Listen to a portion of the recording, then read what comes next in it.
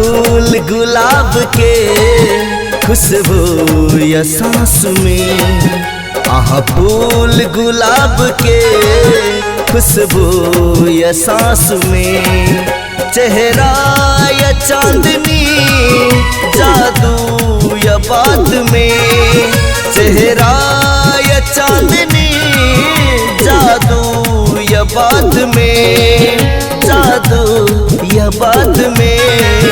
आहा फूल आहा फूल आहा फूल गुलाब के खुशबू या सांस में, आहा फूल गुलाब के खुशबू या सांस में।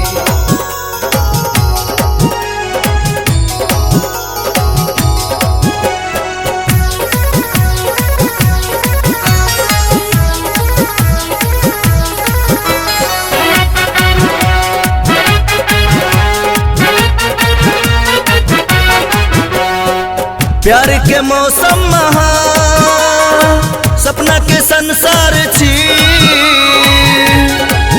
हो, प्यार के मौसम महा सपना के संसार छी। अही हमर दिल के धड़कन, अही पहिल प्यार छी। चम चम चान जेना चमके छिए, चम चम चान जेना चमके छिए हमर दिल के आकाश में। आहा फूल आहा फूल आहा फूल गुलाब के खुशबू या सांस में।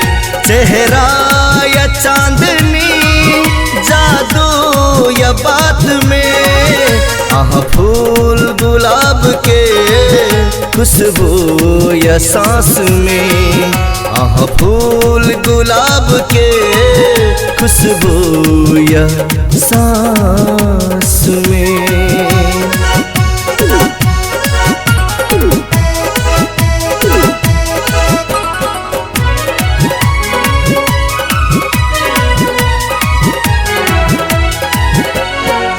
दिल के तस्वीर में आहा बसल छी सनम